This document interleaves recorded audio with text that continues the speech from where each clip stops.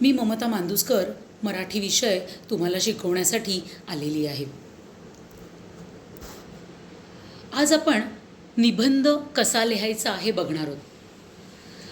तुम्ही जे सगळे छोटेसे विद्यार्थी आहात ते हळूहळू छोट्या छोट्या वाक्यांमधनं मग तुम्ही पुढे निबंध कसा लिहायचा हे तुम्ही शिकता. मोठा निबंध लिहायची अजून तुम्हाला सवय नाही आहे, बरोबर की नाही.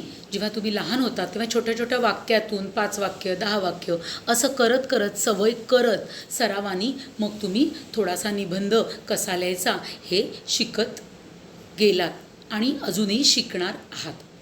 त्यामुळे आज आपण बघणार आहोत की निबंध कसा लिहायचा, मोठे परिच्छेद कसे करायचे, निबंध लिहिताना कुठल्या शक्यता कुठल्या गोष्टींना लक्षात घेऊन आपल्याला निबंध लिहायचा याबद्दल आज आपण आधी जाणून घेऊया. आता प्रथम मी म्हणीन की निबंध म्हणजे काय. निबंध म्हणजे आपलं मत मांडणं, मला काय वाटतं, त्याचबरोबर कसं लिहायचं, त्याच्याबद्दलचे विचार काय आहेत, त्या विषयाची आपल्याकडे माहिती काय आहे, ती माहिती समजून स्वतःला आधी घ्यायची आणि मग ती लिहायची. याला आपण काय म्हणतो, निबंध लिहिणे. आता निबंध लिहिताना आपल्याला विशेष काळजी घ्यायची. आता ती काळजी काय बरं घ्यायची बघा. आता निबंधाची सुरुवात जी आहे ती आकर्षक असावी. आकर्षक म्हणजे अट्रॅक्टिव्ह, छान असली पाहिजे. निबंध लिहायला सुरुवात करताना जर आपण ती छान सुरुवात केली तर समोरच्याला तो निबंध वाचावासा वाटतो आणि मग तो शेवटपर्यंत निबंध वाचला जातो. म्हणून निबंध जो आहे तो अट्रॅक्टिव्ह, आकर्षक सुरुवातीचा असावा. निबंध विषयानुरूप असावा, विषयानुसार असावा. विषय काय आहे, आपण काय त्याच्याबद्दल विचार केला आहे, आपण काय माहिती त्याची गोळा केलेली आहे, बरोबर. आपल्या डोक्यात त्या निबंधाविषयीचे कुठले कुठले विचार चालू आहेत त्यानुसार निबंध जो आहे तो लिहायचा आहे.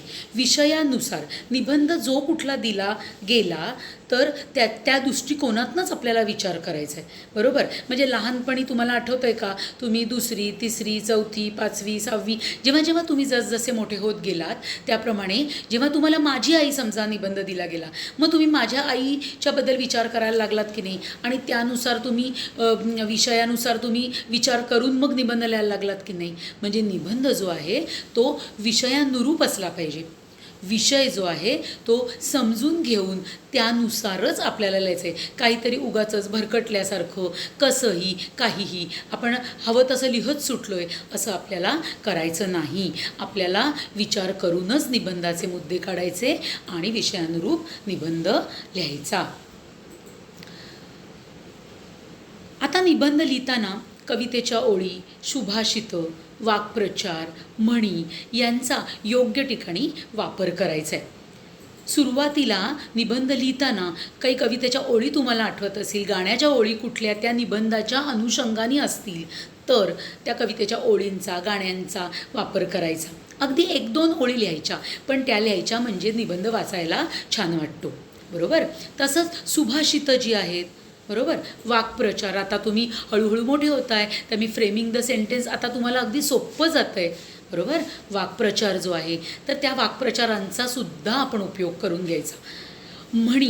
म्हणीसुद्धा त्या जर निबंधामध्ये आपण घातल्या तर आपला निबंध जो आहे तो अधिक उठावदार होतो, अधिक छान होतो, सगळ्यांना तो वाचावासा वाटतो, बरोबर आहे.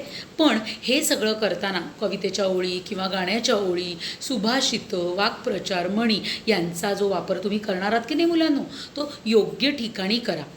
वाटेल तिथे नाही करायचा. आपल्याला कळलं पाहिजे की जसे जसे पॅरेग्राफ्स परिच्छेद तुम्ही छोटे छोटे लिहिणार आहात तर त्यामध्ये मध्ये कुठे त्याचा वापर आपण करणार आहोत.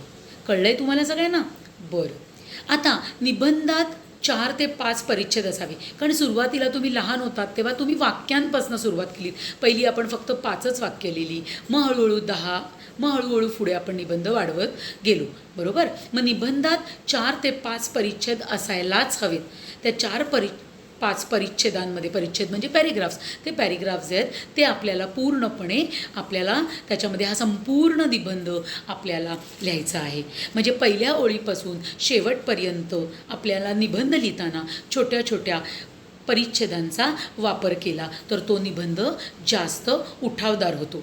आपल्या मनामध्ये मी एक तुम्हाला आयडिया सांगू की एक आपल्या मनात जे मी मगाशी म्हटलं की निबंधापूर्वी जे विचार आहेत, जी वाक्य आहेत, त्यांचा आपण एक स्वतःच आपण एक त्याचा ताळमेळ घालायचा आहे आणि मग 4-5 परिच्छेदांमध्ये एक एक पॉईंट, 2-2 पॉईंट आपल्याला घालायचे आणि परिच्छेद आपल्याला तसे करायचे. निबंध सुवाच्य अक्षरात हवा. आता सुवाच्य म्हणजे तुम्हाला लक्षात आलंच असेल की छान अक्षरामध्ये, गुड हँडरायटिंगमध्ये तुम्हाला निबंध लिहायचा आहे, बरोबर. तो वाचण्याजोगा हवा. समोरच्याला वाचताना तो चांगल्या अक्षरात जर लिहिला तर तो वाचावासा वाटतो. तुम्ही जर कसं बसं घाणेरडं अक्षर जर काढलं तर मला सुद्धा वाचावासा वाटेल का? आईबाबांना वाचावासा वाटेल का? नाही की नाही.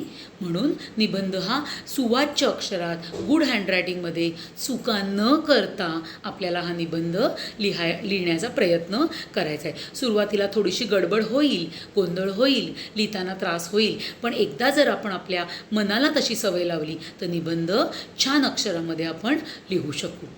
बरं, आता सगळ्यात महत्त्वाची गोष्ट, निबंधात शक्यतो खाडाखोड टाळावी. आता निबंधात खाडाखोड जर आपण केली, सारखं आपण रबिंग कटिंग जर आपण केली तर तुम्हाला स्वतःलासुद्धा निबंध वाचावासा वाटेल का? वाटेल? सांगा मला उत्तर. का असा का चेहरा केलात? म्हणजे याचं उत्तर काय? नाही. खाडाखोड आपल्याला करायची नाही आहे. आपल्याला छान अक्षरामध्ये लिहिल्यानंतर आपल्याला जसं बघितल्यावर बरं वाटतं तसं जर खाडाखोड नसेल, स्वच्छ सुंदर अक्षरात असेल तर आपल्याला तो निबंध खूप आवडेल. आता खाडाखोड जर समजा झाली, होऊ शकते एखादा शब्द चुकला, काही आपली ग्रॅमॅटिकल आपली मिस्टेक झाली, बरोबर, चुका झाल्या, तर काय करायचं आहे आपल्याला? त्या शब्दावरती एक आडवी आपल्याला रेघ मारायची आहे. आडवी रेघ मारायची आणि तो शब्द जो आहे तो पुन्हा आपल्याला तिथे लिहायचा आहे. असं जर केलं तर आपोआपच रबिंग कटिंग सगळं आपलं निघून जाईल. स्वच्छ अक्षरात लिहिण्याची आपल्याला सवय लागेल. 4-5 परिच्छेदांमध्ये आपल्याला निबंध लिहायला आपण सुरुवात करू, बरोबर. त्यामुळे छान अक्षरामध्ये या निबंधाची सुरुवात आपल्याला करायची आहे. आता निबंध लिहिण्याच्या आधी, बरोबर, मनामध्ये त्याची माहिती गोळा करायची, भरपूर विचार करायचे आणि मग निबंधाच्या सगळ्या शक्यता, सगळ्या काळज्या घेऊन मग आपल्याला निबंध लिहायला सुरुवात करायची आहे. चला, आता मी निबंधाला सुरुवात करणार आहे, पण त्याआधी समोर जे तुम्हाला चित्र दिसतंय, मला सांगा कसलं चित्र आहे ते? ओळखीचं आहे की नाही चित्र?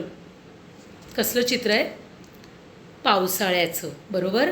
मग पावसाळ्याचं हे जे चित्र आहे, पाऊस पडतोय, बरोबर, हिरवागार निसर्ग दिसतोय आपल्याला, नद्या नाले सगळं भरलेलं आहे, हिरवीगार सगळी सृष्टी झाली, निसर्ग नटलेला आहे, असं हे चित्र आपल्याला पावसाळ्याचं दिसतंय.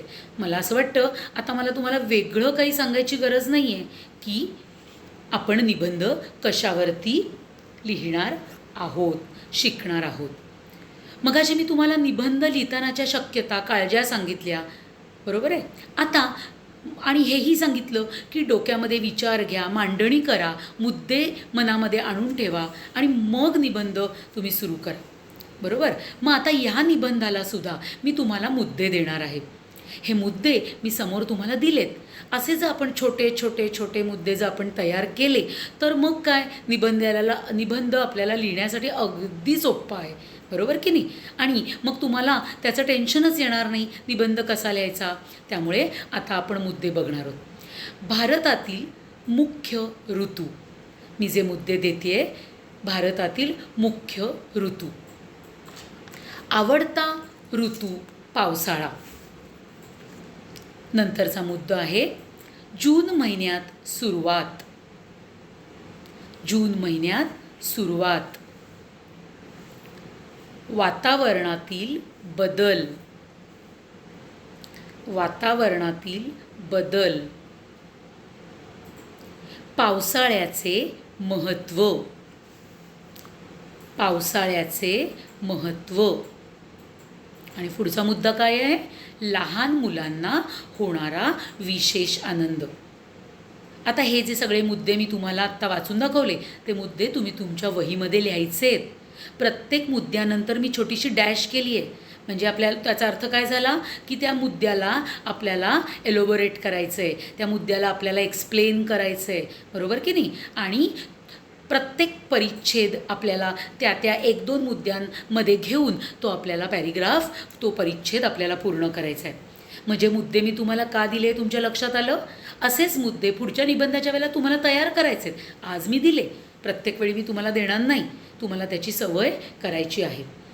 भारतातला ऋतू, कुठले ऋतू असतात, कुठला ऋतू आवडता आहे, कुठल्या महिन्यात तो सुरू होतो, त्या ऋतूमुळे वातावरणात बदल काय काय होतात, बरोबर. आजचा आपला निबंध पावसाळा आहे, त्यामुळे त्या ऋतूचं महत्त्व काय आहे आणि त्यामुळे त्या ऋतूमुळे लहान मुलांना आनंद का होतो, हे सगळे मुद्दे मी तुम्हाला दिलेले आहेत. चला तर मुलांनो, आता आपण आपल्या निबंधाकडे वळूया.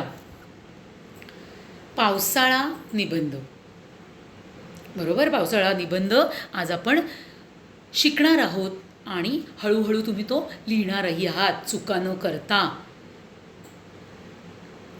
काय लिहिलंय मी. ये रे पावसा, तुला देतो पैसा, पैसा झाला खोटा, पाऊस आला मोठा. ये रे पावसा, तुला देतो पैसा, पैसा झाला खोटा, पाऊस आला मोठा. ह्या ओळी अगदी तुम्ही 2 वर्षाचे असल्यापासून आपण या ओळी आपण ऐकतोय. कितीतरी वेळा आईने आपल्याला ह्या ओळी आपल्याला गाऊन दाखवलेल्या आहेत, बरोबर की नाही. त्यामुळे या ओळी ज्या आहेत त्या तुम्हाला माहितीच्याच आहेत, ते गाणं तुम्हाला माहितीचंच आहे. मग अशी मी म्हटलं ना की आपल्याला म्हणी घालायच्या आहेत, वाक्प्रचार घालायचे आहेत, सुभाषितं घालायची आहेत, कवितेच्या ओळी घालायच्या आहेत, तर त्या अशा पद्धतीने आपल्याला घालायच्या आहेत. तर ये रे पावसा, तुला देतो पैसा, पैसा झाला खोटा, पाऊस आला मोठा. लहान मुले गाणी म्हणत पावसात भिजतात. लहान मुले गाणी म्हणत पावसामध्ये ती भिजतायत. पावसाळा सुरू झालेला आहे आणि त्यांना खूप आनंद झाला आहे, त्यामुळे ते गाणी म्हणत पावसामध्ये भिजत आहेत. पाऊस पडायला लागला की मुलांना विशेष आनंद होतो. पाऊस पडायला लागला की मुलांना विशेष आनंद होतो. मुलांना खूप आनंद होतो पाऊस पडायला लागल्यावर, कारण वातावरणात बदल होतो, बरं वाटतं, गारवा वाटतो आणि त्यामुळे त्यांना खूप आनंद होतो. अजून त्यांना आनंद का होतो. साचलेल्या पाण्यात मुले कागदाच्या होड्या सोडतात. साचलेल्या पाण्यात मुले कागदाच्या होड्या त्यांना सोडायला मिळतात, म्हणून त्यांना विशेष आनंद होतो. छोटी छोटी डबकी असतात, बरोबर की नाही. छोटे छोटे घराजवळ जर तलाव असतील तर त्याच्यामध्ये कागदी होड्या ती मुलं सोडतात आणि म्हणून मुलांनासुद्धा पाऊस खूप आवडतो. आता आपल्या भारतामध्ये किती ऋतू आहेत सांगा बरं तुम्ही मला. अगदी बरोबर, तुम्हाला माहिती आहे भारतात उन्हाळा, पावसाळा व हिवाळा हे 3 मुख्य ऋतू आहेत. त्यापैकी पावसाळा हा माझा आवडता ऋतू आहे असं तुम्हाला निबंधामध्ये लिहायचं आहे, बरोबर. भारतात उन्हाळा, पावसाळा व हिवाळा हे 3 मुख्य ऋतू आहेत. त्यापैकी पावसाळा हा माझा आवडता ऋतू आहे. मला पावसाळा आवडतो.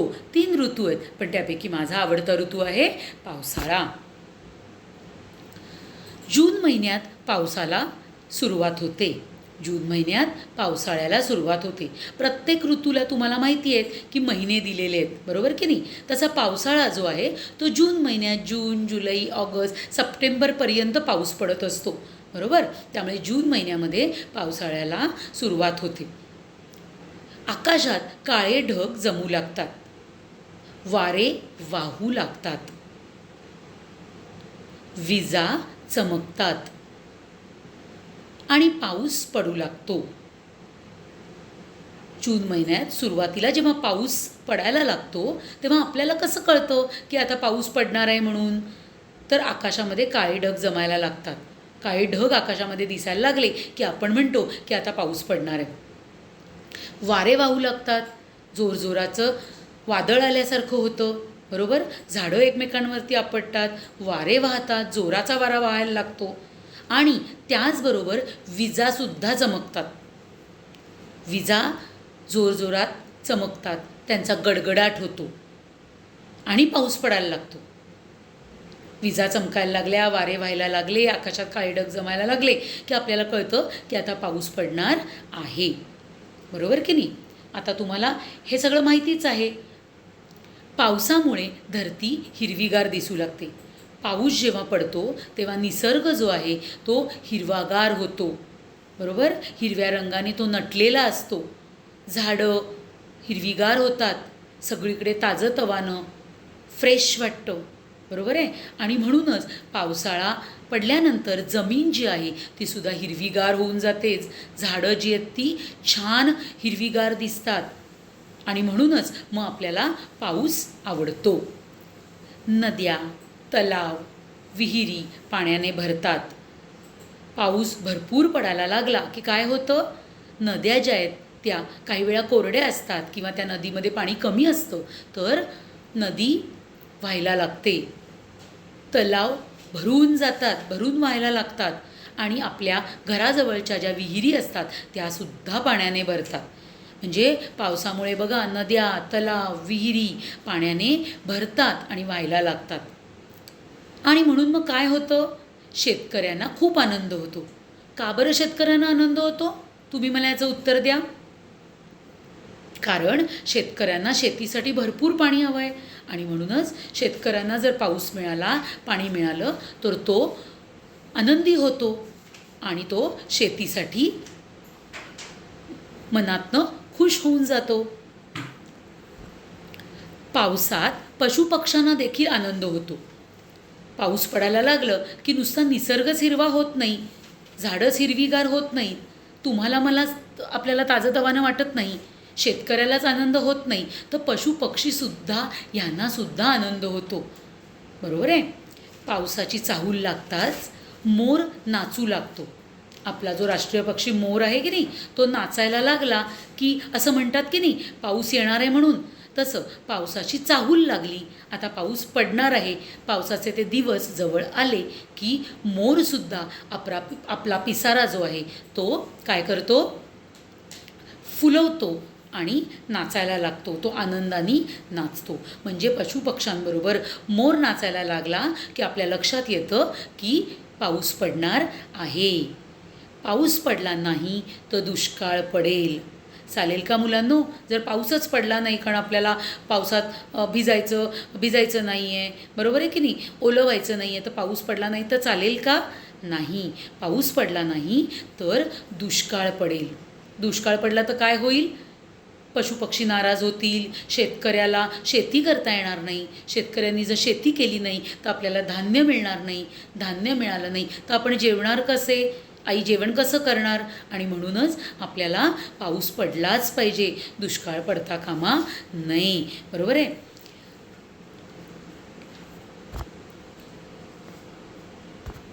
पावसात तुम्ही बाहेर जेव्हा पडता तेव्हा कसे पडता, रेनकोट घालून बाहेर पडता, बरोबर की नाही, छत्री घेऊन बाहेर पडता. आता मी इथे तुम्हाला सांगीन की खरं म्हणजे आई ओरडते म्हणून तुम्ही रेनकोट छत्री बरोबर घेता. तुम्हाला भिजतच जायचं असतं शाळेत किंवा बाहेर, आणि मग अशा वेळेला तुम्ही जबरदस्तीने का होईना रेनकोट आणि छत्रीचा वापर करता. पण भरपूर पाऊस असेल ना मुलांनो आणि आजारी पडायचं नसेल तर आपल्याला रेनकोट आणि छत्री बरोबर घेतलीच पाहिजे. म्हणून पावसात आम्ही रेनकोट घालून बाहेर पडतो. खूप पाऊस पडला की शाळेला सुट्टी मिळते. हे वाक्य वाचल्यावर हसताय ना तुम्ही, मला दिसतंय तुम्ही हसताय. खूप पाऊस पडला की आपल्याला शाळेला त्या दिवशी सुट्टी मिळते. आणि अजून एक मी सांगीन की पाऊस जेव्हा पडतो, भरपूर पाऊस पडतो, तेव्हा तुम्ही खूप आनंदात असता आणि अशा वेळेला आईला सांगता की नाही की गरम गरम कांदा भजी, गरम गरम चहा आम्हाला हवा, हो की नाही. आणि त्यातून जर शाळेला सुट्टी असेल मग तर काय बोलायलाच नको, बरोबर ना. बरोबर. सर्वजण त्या दिवशी गाड्या बंद पडल्यामुळे घरीच असतात. सर्वजण म्हणजे तुमचे आई बाबा ऑफिसला जातात की नाही, मग त्या दिवशी पूर आलेला असतो, भरपूर पाऊस पडलेला असतो आणि त्यामुळे गाड्या बंद असतात. फक्त काही लहान मुलांना नाही आहे शाळेची सुट्टी पडत, तर मोठ्या माणसांनासुद्धा सुट्टी मिळते. कारण ट्रेन्स चालू नसतात, गाड्या बंद असतात आणि तुमचे आईबाबासुद्धा घरी असतात. त्यामुळे मग खूप मजा येते. तुम्ही तर खुश असताच, पण आईबाबा घरी आहेत म्हणून तुम्ही अजून खुश असता आणि तुम्ही सगळेच मिळून मग तुम्ही मजा करता. पावसामुळे आपल्याला पाणी मिळते, हे काही आता सांगायची गरजच नाही. जर आपल्याला पाऊस भरपूर पडला तर आपल्याला भरपूर पाणी मिळेल, बरोबर की नाही. नद्या, नाले, नद्या, तलाव, विहिरी, हे सगळं जर भरपूर भरलं, धरणं ही सगळी भरली तर आपल्याला पाणी मिळणार आहे. पावसामुळे शेती पिकणार आहे, पावसामुळे शेती पिकते की नाही. आणि ह्याच पावसामुळे वातावरणामध्ये गारवा येतो, आपल्याला त्यामुळेच तर ताजंतवानं वाटतं. निसर्गाकडे बघितल्यानंतर हिरवागार निसर्ग दिसतो आणि मग आपल्याला अजून आनंद होतो. श्रावण महिन्यामध्ये तर सर्वत्र उत्साह भरलेला असतो. मुलांनो, थोडंसं मला तुम्ही सांगायचं आहे की मी असं का म्हटलं की श्रावण महिन्यात तर सर्वत्र उत्साह भरलेला असतो. तुम्ही विचार करायचा, तुम्ही मला उत्तर द्यायचं. श्रावण महिन्यात का उत्साह भरलेला असतो? कारण जून महिन्यापासून एकतर पाऊस सुरू झालेला असतो, भरपूर पाऊस पडतो, निसर्ग हिरवागार झालेला आहे, बरोबर की नाही. आणि त्याच वेळात महत्त्वाची गोष्ट म्हणजे सणांचीसुद्धा सुरुवात होते. गोडधोड तुम्हाला खायला मिळतं, त्यामुळे पाऊस पडतो म्हणून आनंद आहे, बरोबर. भरपूर पाणी मिळतं आहे म्हणून आनंद आहे. पावसामुळे शेती चांगली आहे म्हणून शेतकरी आनंदात आहे. कधीतरी शाळेला सुट्टी मिळाली, तुमचे पालक, तुमचे आईबाबा सगळे घरी आहेत, त्यामुळे मजा करता येते. आणि त्यात काय, श्रावण महिना जर असेल तर उत्साह भरला आहे, कारण सणवार चालू होतात आणि मग आपल्याला गोडधोड खायला मिळतं. म्हणजे बघा, पावसामुळे आपल्याला काय काय आनंद मिळतो, बरोबर. मग आता मी म्हणीन की पाऊस पडला नाही तर काय होईल? सांगा बघू मुलांनो, पाऊस पडला नाही तर काय होईल याची कल्पनाच करता येत नाही. खरंच कल्पना करूच नये की पाऊस जर पडला नाही तर काय, शेतकरी खुश असणार नाही, आपण आनंदात असणार नाही. कधीतरी आपल्याला शाळेला सुट्टी मिळते, ती आपल्याला मिळणार नाही, बरोबर की नाही. गरम गरम भजीचा आस्वाद आपल्याला घेता येणार नाही. पाऊस हा आपल्याला हवाच, पाऊस हा पडलाच पाहिजे. जेव्हा नद्या, विहिरी, तलाव, बरोबर की नाही, धरणं भरतील तेव्हाच तर आपल्याला रोज पाणी घरात जे आपल्याला मिळतं आहे ते मिळणार आहे. मग ह्या सगळ्यांमुळे पावसाळा ऋतू अतिशय महत्त्वाचा आहे, बरोबर. तुम्हाला आता कळलं असेल. आणि म्हणूनच असा हा पावसाळा मला खूप आवडतो. आणि मला आवडतोच, पण तुम्हालासुद्धा आवडतो. म्हणजे अशा पद्धतीने जे मी तुम्हाला मुद्दे दिले होते की नाही, त्या मुद्द्यातून पावसाळा ऋतू कुठला, का आवडतो, कसा आवडतो, कुणाला आवडतो, बरोबर. पाणी मिळाल्यानंतर काय काय होतं, वातावरणातले सगळे बदल काय होतात, पशु, प्राणी, पक्षी, आपण सगळेच खुश होतो, असं त्या मुद्द्यांमध्ये आपण जर घेतलं तर आपल्याला निबंध लिहायला अतिशय सोपा जातो. बरं, निबंधाकडे निबंध आपला मी शिकवून माझा झालेला आहे, तुम्हाला तो कळलेला आहे अशी मी आशा करते. पण मला एक सांगायचं आहे की जेव्हा आपण निबंध लिहितो तेव्हा सुरुवातीला निबंधात लिहिताना आपलं जे वहीचं पान आहे की नाही, त्या पानाच्या बरोबर मध्यभागी आपल्याला सुरुवातीला निबंधाचं नाव लिहायचं आहे. म्हणजे आजचा आपला निबंध होता पावसाळा, मग पावसाळा लिहायचा. आणि मग जसे जसे आपण परिच्छेद, त्याचे पॅरेग्राफ्स करत जाऊ, पहिला पॅरेग्राफ आला, परिच्छेद आला की 2 बोटांचं अंतर आपलं मार्जिनपासून तिथून सोडायचं आहे आणि पहिला परिच्छेद. मग दुसरा आला की परत 2 बोटं सोडायची आणि दुसरा परिच्छेद. अशा रीतीने जितके परिच्छेद तुमचे 4-5 असतील त्याप्रमाणे तुम्हाला निबंध लिहायला घ्यायचा आहे. अशा प्रकारे जर आपण निबंध लिहिला तर मला असं वाटतं की नक्कीच तो निबंध आपला आदर्श होईल, बरोबर. आता निबंध जो पावसाळा आपण लिहिला, मी तुम्हाला शिकवला, तो तुम्हाला सगळा कळलेलाच आहे.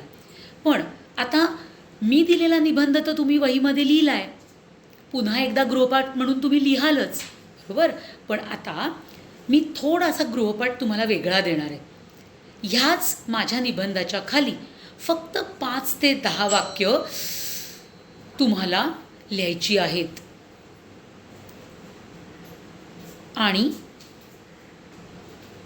ती वाक्य तुमची स्वतःची तुम्ही लिहायची आहेत.